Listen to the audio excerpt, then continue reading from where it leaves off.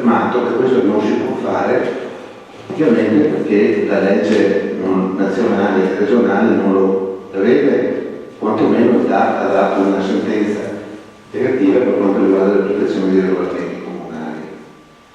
Io volevo chiedere se voi come maggioranza, come amministrazione, come assessorato avete in mente di dare anche dare un'idea personale di quella che è la politica di merito alle ludopatie e ai giochi di tavola, perché basta solo fare alcune considerazioni. Sappiamo benissimo che ci sono slot machine anche nelle sale gioco per ragazzi, allora bastava solo dire noi queste cose per esempio non le vogliamo, oppure fare una sala giochi a 100 metri, a 50 metri da una scuola magari non è proprio ecco.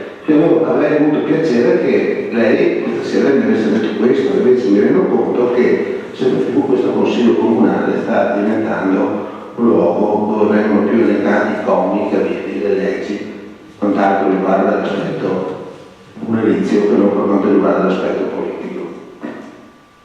Posso rispondere? Assessore? Capogruppo Zanon, mi dispiace che lei ci taccia di questa mancanza. Io purtroppo ho dimenticato in ufficio le numerose sentenze del TAR che hanno vincolato e blindato le amministrazioni comunali, penalizzando poi nelle scelte che abbiamo fatto inizialmente di ridurre le attività commerciali, perché era un esempio di come il legislatore nazionale, che poi si traduce anche nel quello regionale, dia praticamente, aveva dato una giurisprudenza molto nota, aveva dato sempre parere favorevole a tutte quelle attività che si erano appellate, capito, alla possibilità di commerciare, era come dire un diritto negato a quello di poter intervenire. Probabilmente il problema non lo possiamo risolvere in questi termini, probabilmente dico io sono disposto con lei a capire insieme, e non lo sto dicendo per buonismo, se esiste una strategia utile affinché la ludopatia sia, come dire, combattuta, si possa combattere. E quindi sono disposto ad accettare qualsiasi suggerimento che da voi venga. Sappiate che la settimana scorsa ho incontrato il dottor Danon, un appuntamento fissato 2 mesi fa, che lei conosce il manager dell'ASL, con il quale abbiamo dialogato a lungo su come poter agire a livello scolastico, quindi a livello infantile, per prevenire quello che abbiamo un disagio forte. E i dati che emergono dal dottor Danon, che ha un panorama a 360 gradi più grande rispetto a quello di Carne, che comunque comprende anche Carne, sono molto preoccupanti, e dice sostanzialmente una cosa, che non è più il vero problema, non è più la sala giochi che ha la macchinetta, è un problema, però non è più il vero problema, perché oggi il gioco d'azzardo non si fa con un telefonino, e il telefonino ci permette di essere in qualsiasi luogo, dovunque, a casa, in tram e giocare. Il problema, quindi va detto prima, io e lei possiamo anche essere d'accordo sul fatto che detestiamo le macchinette d'azzardo, soprattutto se poi coloro che vanno a giocare d'azzardo si presentano in comune dicendo che sono difficoltà economiche, no? E quindi noi in queste situazioni le conosciamo bene e i servizi sociali sono molto attenti a questa preoccupazione, a questa dilagante piaga. Il tema però probabilmente, e mi limito a dire probabilmente, non è sufficiente, cioè non è andare a dire al gestore ti tolgo l'IMU, come abbiamo già fatto per le case sociali, ti passo l'IMU perché non possiamo toglierlo di 500 euro, quando la macchinetta da sola in mezza giornata fa 500 euro. Capisce che dal punto di vista economico ci sono strutture che si reggono sulle macchine. Allora diventa una battaglia contro i mulini a vento, se la poniamo in questi termini. Io ho proposto e sto cercando di autorevoli interpreti, testimoni, ex giocatori d'azzardo, li voglio invitare a Cao per fare la testimonianza in piazza, con incontri con l'autore. Uno di questi che sto cercando, ancora senza successo per il momento, è per esempio il braccio destro di quello di come si chiama? Bandini, che è stato un giocatore d'azzardo incaldito, che si è anche poi arreso agli strozzini, quindi si è incasinato la vita in maniera drammatica. Ecco, lui che ne è uscito da questa cosa, ha scritto un libro ed è un testimone che potrebbe essere di richiamo, no? Solo per la fama, evidentemente, ad altri. Però oltre a fare questa attività, oltre a cercare di convincere con la scuola da noi d'accordo, quindi stiamo facendo un'attività principe con la scuola, quindi educhiamo i nostri figli a non diventare giocatori d'azzardo domani. Oltre a fare tutta una serie di attività di questo tipo, francamente il resto perplesso, lei mi dice, francamente se resto anche male, quando lei mi dice che la nostra consapevolezza è dettata soltanto dai codici di procedura, dai codici civili, cioè francamente non niente. Che lo trovo veramente una riduzione, soprattutto tenendo conto dell'attività che l'amministrazione fa e della sensibilità che l'amministrazione ha su questa particolare problema. Grazie Assessore. Capoluogo Zanò, prego. Grazie Assessore, ho visto che le risposte le riescono meglio quando esprime la passione che dà alla politica che non quando legge il solito Piro. Comunque la mia è anche una provocazione politica per restare all'argomento chiaramente. Lei mi ha risposto con una risposta politica che mi va benissimo, anzi questa era un'apertura per una collaborazione possibile con il nostro gruppo, sono veramente felice, grazie. Grazie Capoluogo Zanò. Procediamo ora alla prossima interpellanza, presentata sempre dalla Civica per il Cambiamento Antonio Zanò, suicidi in tempo di crisi. Relazione all'assessore Antelmo.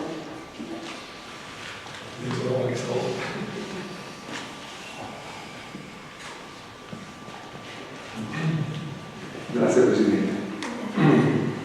Vogliamo esprimere l'interpellanza presentata il 16 aprile 2013 sui suicidi di crisi. Vogliamo esprimere con questo intervento tutto il nostro rammarico e il nostro dolore per tutte quelle persone che in seguito alla crisi economica si sono tolte la vita e altri sono sconfortati. Mentre secondo l'Istituto di Ricerche Economiche e Sociali, EURES, nel 2009 i suicidi in Italia, nel 1986, erano già aumentati del 5,7% rispetto all'anno precedente. Successivamente, dal 2009 al 2012, secondo la CIE di Mestre, sono aumentati del 26%. Tutti i rapporti mettono in evidenza la connessione tra l'aumento dei suicidi e la crisi economica, con particolare riferimento alla crisi del lavoro. Si tratta per lo più di persone espulse dal mercato del lavoro, soprattutto sopra i 45 anni, che non riescono più a ricollocarsi oppure di creditori per i quali le difficoltà economiche si sono trasformate in gravissime crisi umane, fino alla scelta estrema del suicidio. Questa interpellanza consiste nel chiedere a queste amministrazioni: avete voi una conoscenza reale del problema nel nostro territorio? Avete attivato tutte quelle misure atte a prevenire questo grave e triste fenomeno? Esiste in questo comune una unità di ascolto per le problematiche legate alla crisi economica? È stato creato ed adeguatamente pubblicizzato un numero verde legato ad un assoluto anonimato dove le persone in difficoltà possono rivolgersi? Questa amministrazione ha conoscenza reale del fenomeno povertà e di indigenza del nostro territorio, ben sapendo che i poveri non sono solo quelli che chiedono aiuto e sono già iscritti nei elenchi comunali. Quali strumenti abbiamo a nostra disposizione, quali impegno, su quali risorse umane e materiali possiamo contare? Quanti soldi l'amministrazione comunale ha stanziato per questa nuova emergenza sociale?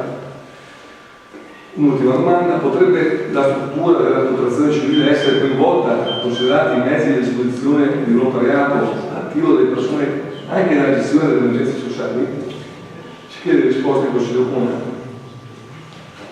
Con riferimento alla vostra interpellanza presentata in sede di Consiglio Comunale il 16 aprile scorso, con la quale si evidenziano alcuni effetti tragici suicidi riconducibili alla crisi economica, si comunica che questa amministrazione ha attuato, per quanto possibile, alcune iniziative rivolte in particolare alle persone che hanno perso il lavoro e che si trovano prive di protezione sociale.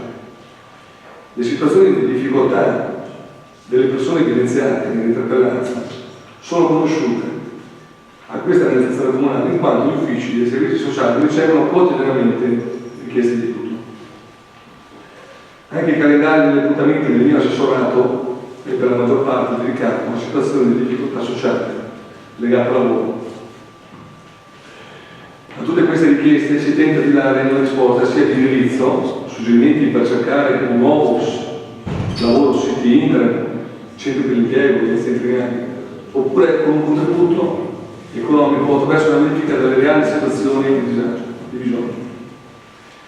Preziosa è anche l'attività di informazione attraverso lo sportello Informagioni, per implementare qui le offerte di lavoro pervengono direttamente agli sportelli Informagioni di Portuale, Sestino, di Vicenza, Caro e Santa Caterina.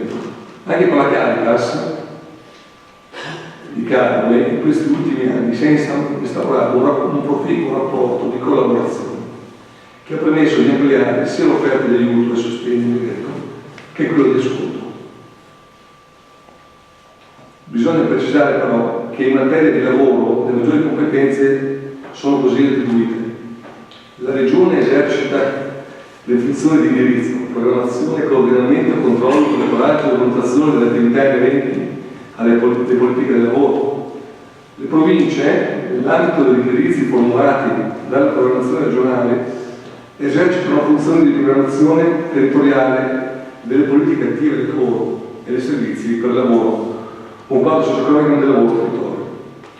Tuttavia, da diversi anni si realizzano progetti in collaborazione con le cooperative sociali APE, Scala di Portuale, di aiuto e sostegno a favore dei soggetti in condizioni di disagio sociale quali borse lavoro, progetti riabilitativi, formativi, di inserimento nel mondo del lavoro o di reinserimento sociale. Inoltre sono stati attuati alcuni specifici progetti quali anno 2010, progetto per le iniziative di pubbliche utilità attraverso l'utilizzo di lavori sprovvisti di ammortizzatori sociali. Anno 2012, progetto di formazione di persone inoccupate, disoccupate, espulse dai processi produttivi per mobilità, residenti nel comune di Milano, in collaborazione con la scuola di Piero. Progetto di incentivazione delle dinamiche di assunzione al fine di diminuire la disoccupazione con particolare attenzione ai soggetti più deboli, maggiormente esposti alle ricadute dell'attuale crisi economica. Sostenere la messa a sistema di politiche attive di lavoro rivolte a donne e uomini espulsi dal sistema produttivo a seguito di crisi aziendali e o occupazionali, verificatisi nel territorio e o alla ricollocazione di particolari categorie di soggetti svantaggiati. Nell'anno 2013, progetto Forum Lavoro, in collaborazione con i comuni di Portugalese, contenente interventi di aiuto e prevenzione alla marginalità sociale, che mirino ad aiutare la persona rispetto alle sue potenzialità. Per quanto riguarda le risorse economiche presenti di bilancio di previsione 2013, da destinare anche a questo scopo, si possono così riassumere. Borsa lavoro per inserimenti lavorativi 13.000 euro, interventi a sostegno dell'occupazione 15.000 euro, altri interventi assistenziali 120.000 euro, integrazione del comune del fondo regionale, sostegno allocazione per case sociali 15.000 euro. Grazie Assessore. Assessore. Io scuso le auguro un buon lavoro e mi auguro anche che sia una lezione solo di buoni propositi. Avrei avuto piacere che lei specificasse un po' meglio quelli che mi sono distribuiti questi 120.000 euro, che paiono una somma considerevole, al di là delle altre somme che lei ha annunciato. Comunque avremo modo di verificare. Grazie capogruppo. Questa era l'ultima interpellanza. Passiamo ora al secondo punto all'ordine del giorno. Variazione numero 1 al bilancio di previsione dell'esercizio 2013. Estinzione anticipata di alcuni mutui con la Cassa Depositi e Prestiti. Relazione al Sindaco. Si relaziona in merito all'opportunità di effettuare una variazione di bilancio prevedendo uno stanziamento di euro 1.036.381,76 da destinare al rimborso anticipato di alcuni mutui al fine di utilizzare parte dell'avanzo di amministrazione 2012 non diversamente utilizzabile a causa dei vincoli imposti al patto di stabilità, riducendo nel contempo già a valere dalla rata in scadenza nel secondo semestre del corrente anno, l'incidenza delle rate di ammortamento sulle spese correnti, recuperando pertanto risorse eventualmente destinabili ad altre esigenze.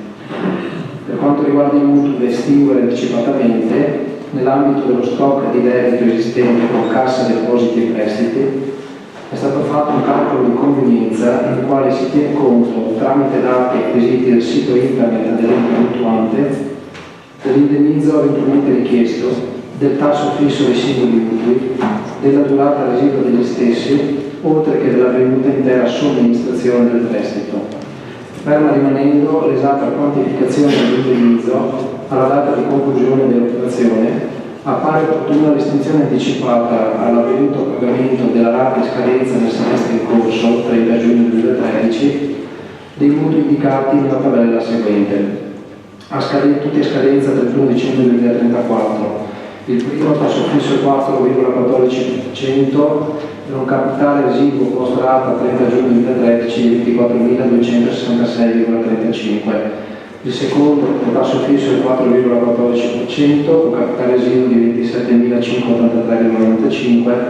Il terzo un tasso fisso 4,45% con capitale post rata 30 giugno 2013 di 687.532,11.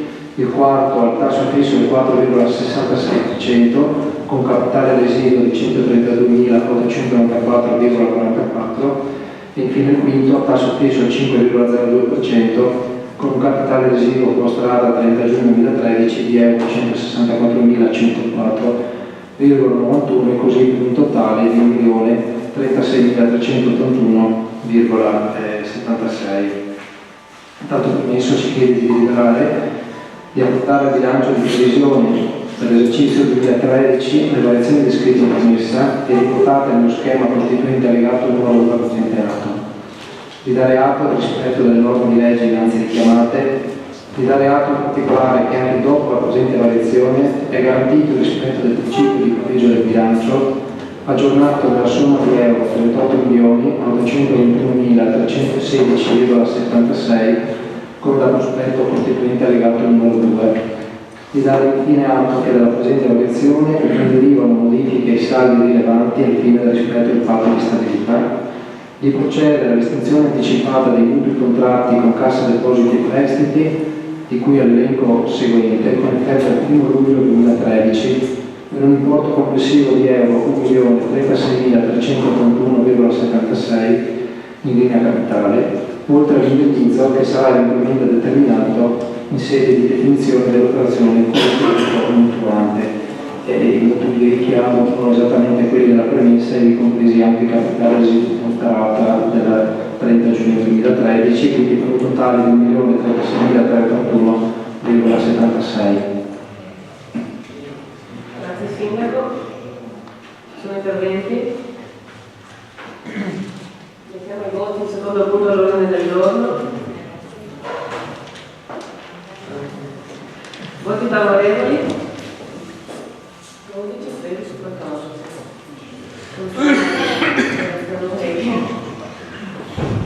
Votiamo l'immediata eseguibilità del punto. Voti favorevoli? 14 voti favorevoli. Contrari? Nessuno. Astenuto? Nessuno. Grazie. Passiamo ora al terzo punto all'ordine del giorno.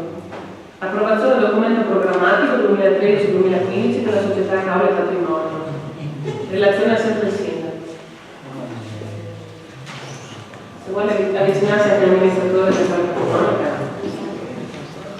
Visto l'articolo 24,3 dello Statuto della Caule Patrimonio SRL, come modificato a seguito della deliberazione consiliare numero 14 dell'11 marzo 2008, il quale prevede che ai fini del controllo analogo la proposta di piano di programma, del piano degli investimenti, del piano finanziario, delle politiche del personale, dei piani annui di produzione e le relative variazioni che si rendessero necessarie, deve essere sottoposta all'approvazione da parte dell'organo competente dell'ente pubblico titolare del capitale sociale, preso atto che in data 14 maggio 2013 con protocollo numero 15.835 La società ha trasmesso la proposta di documento programmatico per il triennio 2013-2015. Considerato che dal suddetto documento programmatico si rincono le seguenti risultanze principali: margine operativo lordo per l'anno 2013 1.069.837,28, stessa cifra per l'anno 2014 e per il 2015. Sviluppo investimenti tramite indebitamento per l'anno 2013 euro 145.000, spesa per rimborso prestiti per l'anno 2013 955.225,18, per il 2014 e per il 2015 la stessa cifra pari a euro 957.958,80. Rettifico per il 2014 957.768,33. Spesa per il personale, costo del lavoro per l'anno 2013, per l'anno 2014 e per l'anno 2015 la medesima cifra pari a euro 470.477,99. Verificato che il costo del personale è contenuto nei limiti di quello sostenuto allo stesso titolo nel 2010 in ciascun esercizio del triennio, che l'incremento dell'indebitamento è contenuto nei limiti di progetti e finanziamenti già approvati anche negli esercizi precedenti, che la previsione dei ricavi per servizi in house per l'esercizio 2013 trova corrispondenza negli stanziamenti di spesa del bilancio comunale, visto il ritenuto meritevole di approvazione citato e lavorato, tanto permesso si delibera di approvare il documento programmatico 2013-2015 della società Camera Patrimonio SRL nel testo costituente allegato numero 1 alla presente deliberazione, al fine della successiva approvazione da parte dell'Assemblea dei Soci. Grazie Sindaco. Lascio la parola all'amministratore, segreterio nazionale.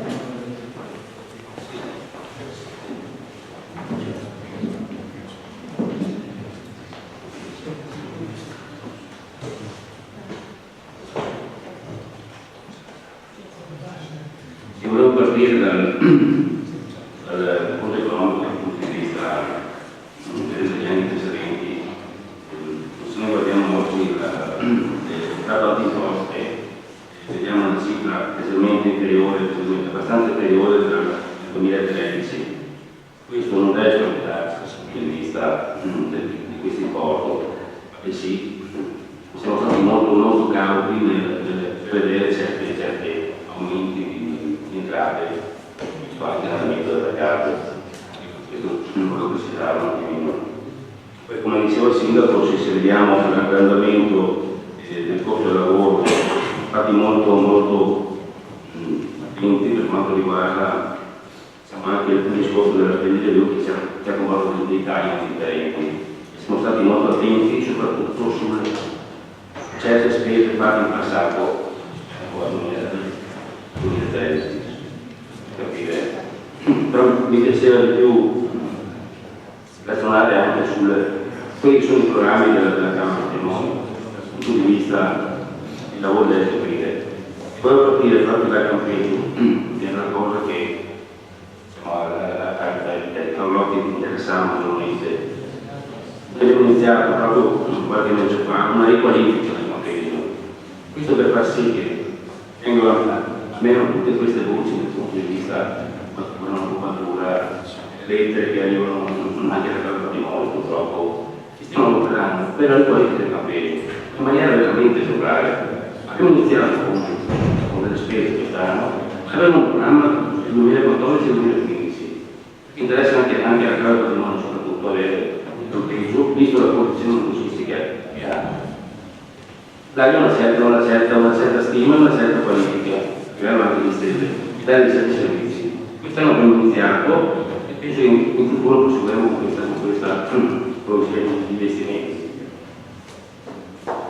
Poi un'altra cosa, per esempio la casa di riposo, siamo operati per portare la casa di riposo in piena sicurezza, in passato aveva dei problemi differenti, l'abbiamo portata, faremo altri investimenti sulle case di riposo. Sicuramente sono investimenti molto importanti, meglio di avere anche lì una classifica molto interessante, visto che già molti paesi del mondo se ne stanno abbastanza bene dal punto di vista dei trattamenti commerciali e tutto il tempo. Ma non degli spazi, affronteremo anche questi problemi qua in futuro. Anche abbiamo degli immobili dove abbiamo qualche problema, sono i problemi dove stiamo valutando per capire come intervenire.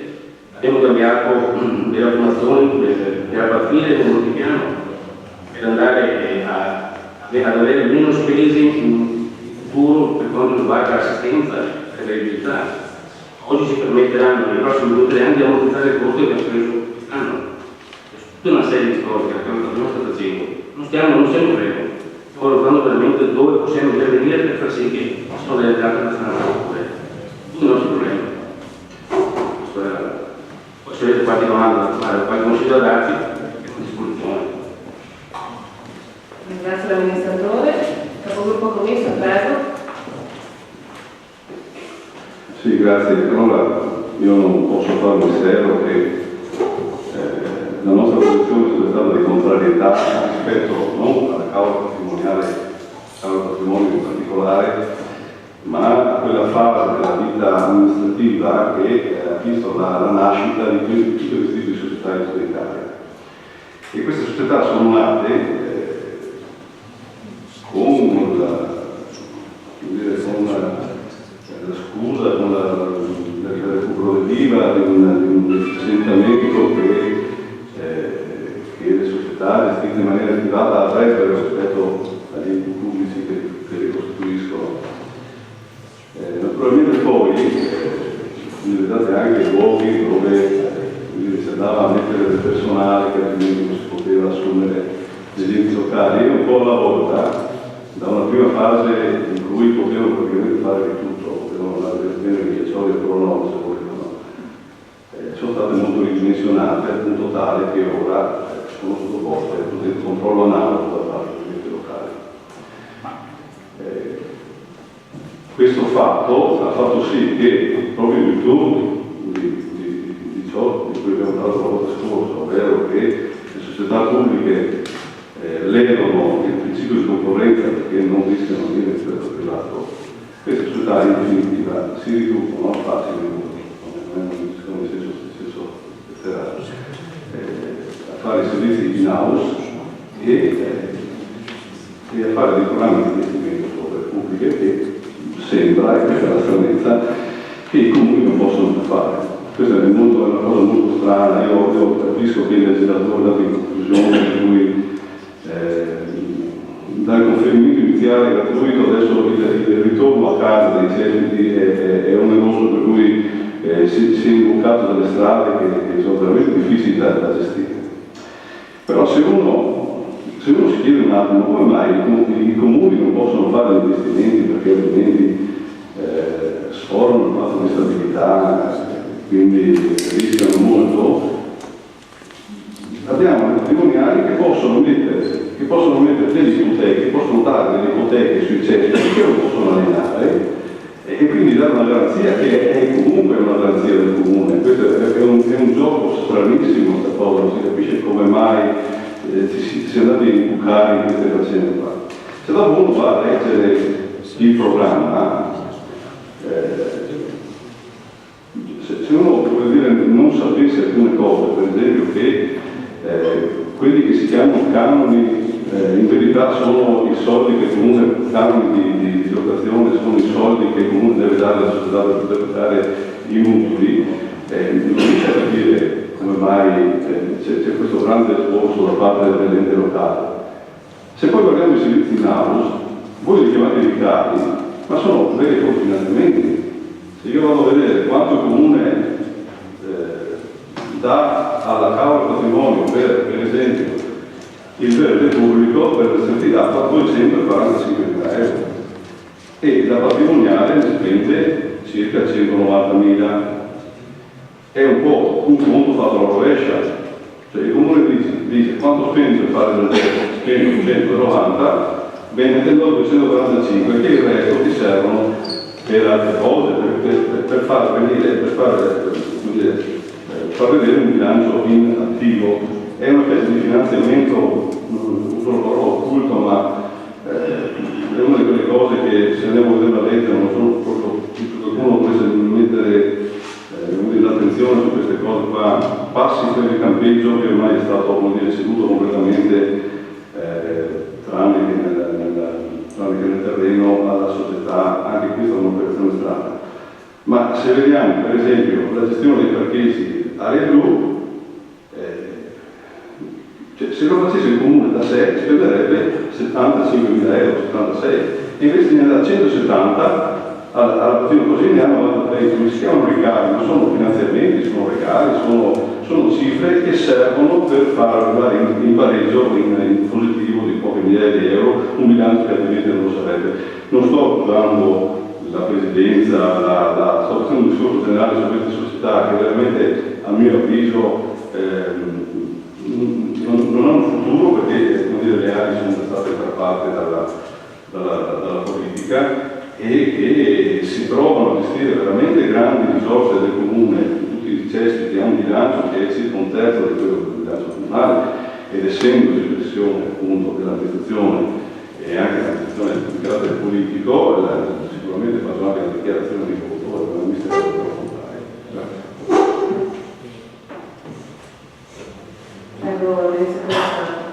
Sì, posso rispondere. Per quanto riguarda i verde, servizi in aula, e anche i verde, sì, abbiamo delle termine da parte dell'amministrazione.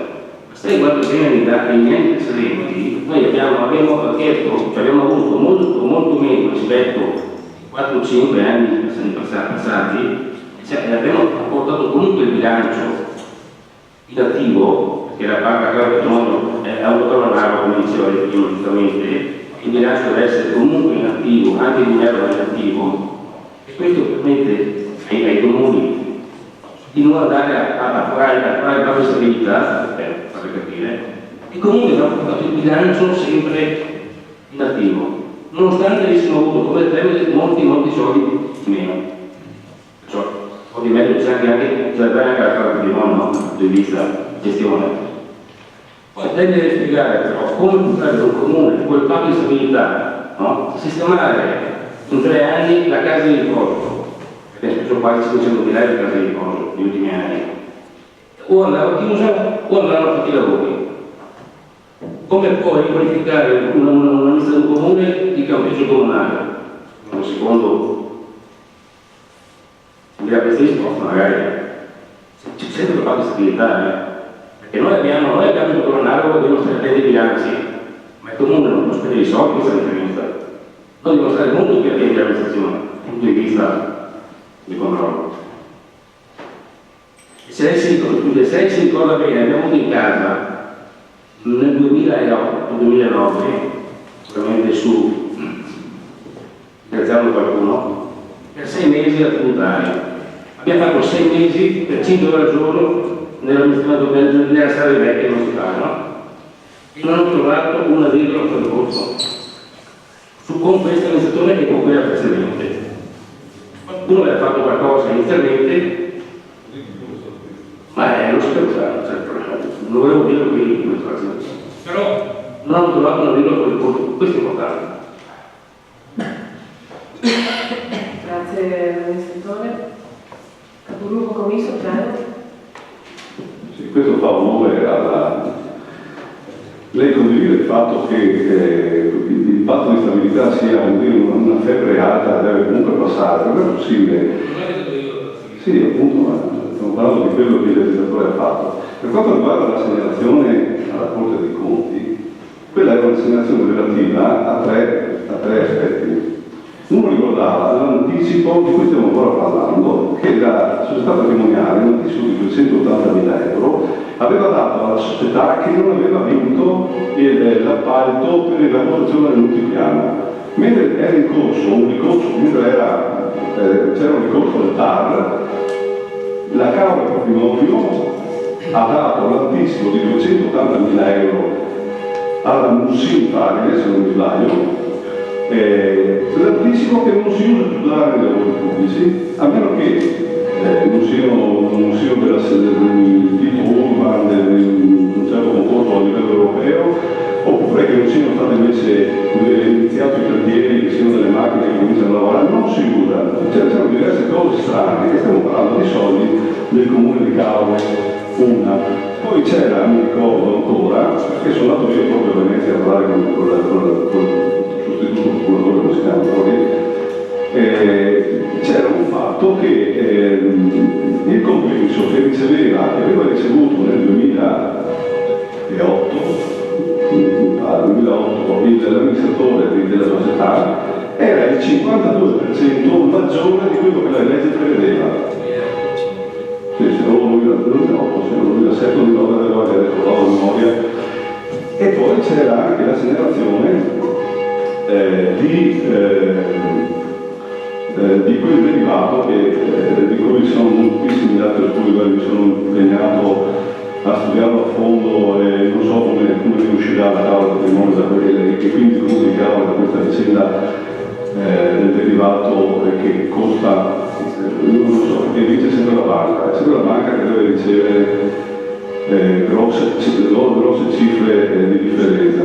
Finora sì, dal primo anno 2008 erano 11.000 a favore della tavola patrimonio, poi sono stati 96.000 l'anno scorso e c'è cifre. Vabbè, comunque queste erano le segnalazioni che avevo fatto alla Corte dei Conti in seguito a interpellanze che avevo presentato in Consiglio Comunale e alle risposte che avevo ricevuto e che non avevo ritenuto soddisfacenti. Io ritengo di aver fatto non un dispetto agli amministratori della Camera Patrimonio, i quali hanno potuto dimostrare di aver fatto, come dice lei, io non sono risposto a dire il vero, e però come cittadino ritengo di aver fatto il mio lavoro. Come dicevo prima, la forma è sostanza, a mio avviso, nell'amministrazione pubblica.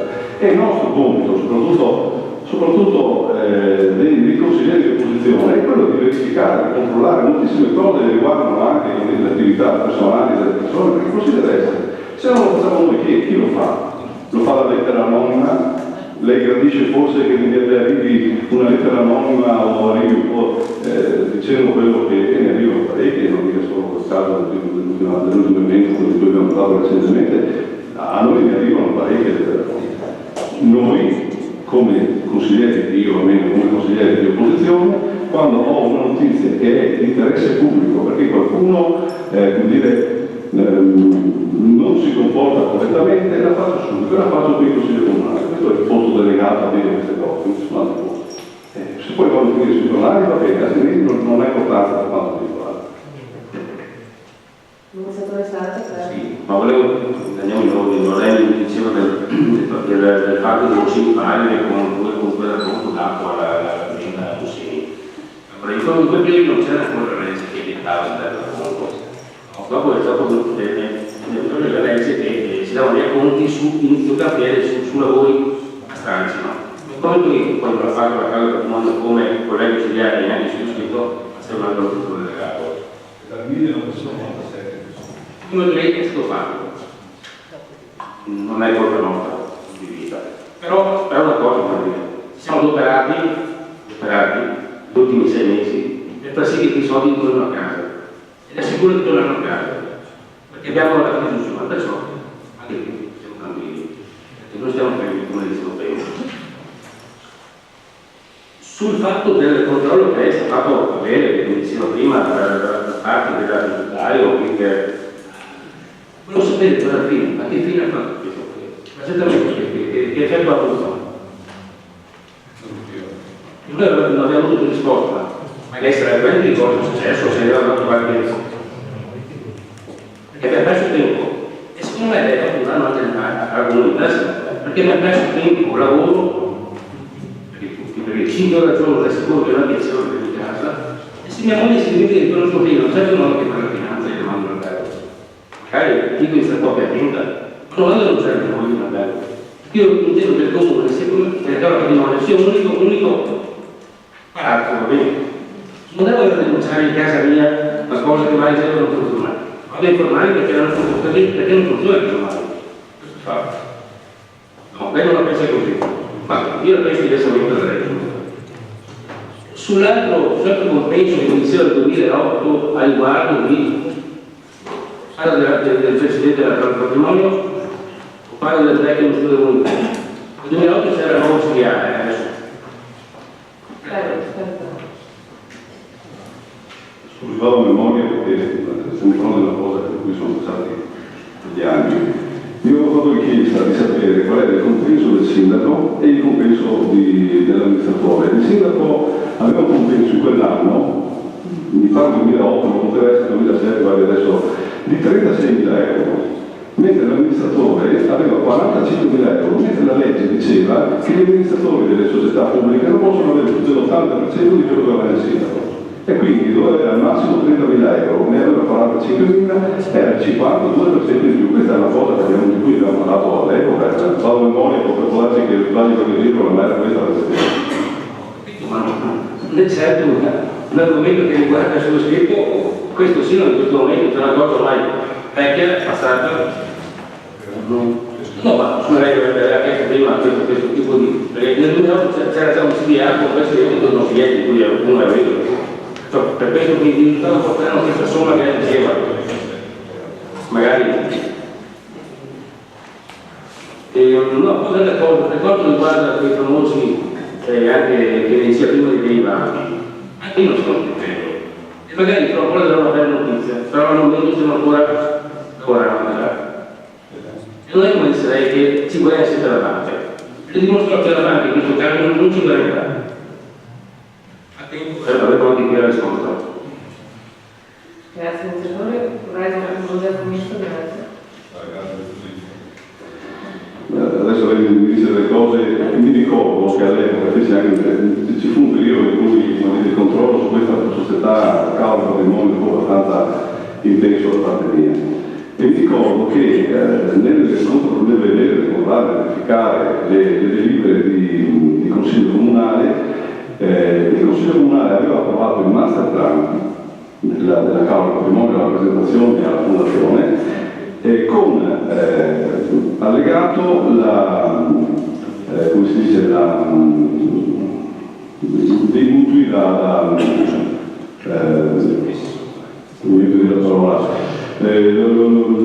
scioglimento dei mutui, come c'era la restituzione dei mutui in cambio di quell'operazione che poi comportava il derivato. Il Consiglio Comunale aveva detto di sì, la maggioranza aveva detto ok, d'accordo.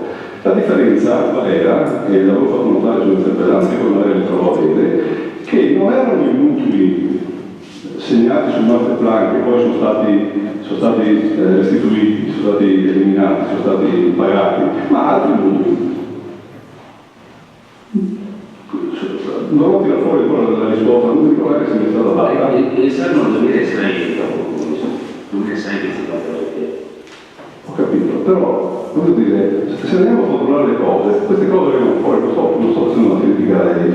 Sto dicendo. No, ma io non è che anche che io sto dicendo che a tempo avrà le sue risposte in maniera positiva. Sono cose che sono del 2006, oggi le abbiamo prese viste con di competenza e stiamo valutando cosa come fare. Parliamo del 2006.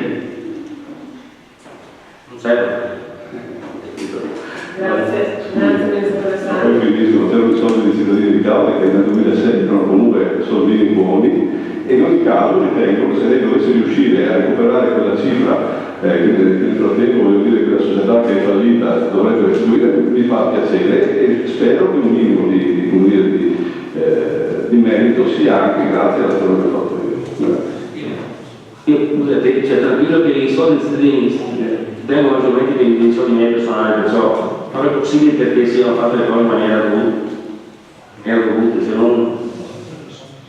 Grazie all'amministratore Santo, lascio la parola al gruppo Tonò. Amministratore Santo, voglio rappresentare da parte della maggioranza tutta la nostra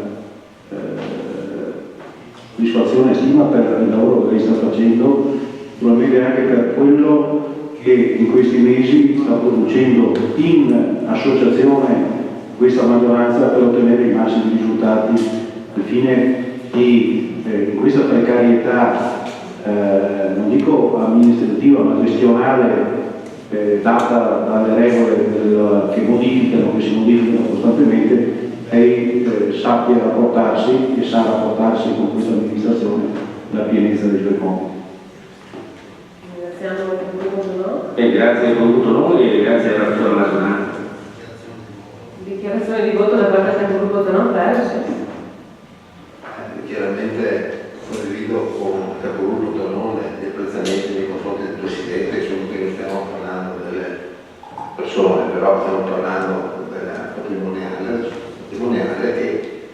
e volevo dire che il nostro gruppo voterà contro questo bilancio di previsione per alcuni motivi. Prima di tutto perché abbiamo capito questa sera chiaramente che vengono dati soldi in più rispetto ad alcune voci proprio per cercare di appianare quelle che sono poi altre prebende dovute come utili e quant'altro, e per osservare un po' il principio di base comunicante del bilancio che quanto possibile però non è insomma, una cosa tanto positiva, soprattutto se questo deve perpetuarsi poi nel tempo. Poi perché ci sembra che un po' questa impostazione sia un'impostazione del tipo legare un po' la vista, nel senso che non ci è sembrato che ci sia una strategia vera e propria e una progettazione per il futuro, come voi sapete anche sulla base di quello che è stato il nostro programma elettorale, è per me dal punto di vista politico un progetto per riuscire nell'arco di alcuni anni a portare alla chiusura, cioè alla liquidazione della patrimoniale di Cavour, perché riteniamo sempre che sia una scatola dove scaricare quelli che sono i debiti, quelle che sono le problematiche che riguardano la nostra amministrazione comunale. Per questi motivi noi voteremo contro. Grazie per il gruppo Zanò. Mettiamo ai voti il terzo punto dell'ordine del giorno, voti favorevoli.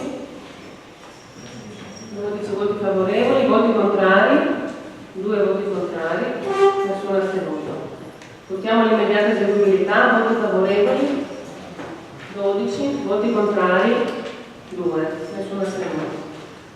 Passiamo ora al quarto punto all'ordine del giorno, regolamento comunale dei servizi mortuari, modifiche, in relazione all'assessore Telo.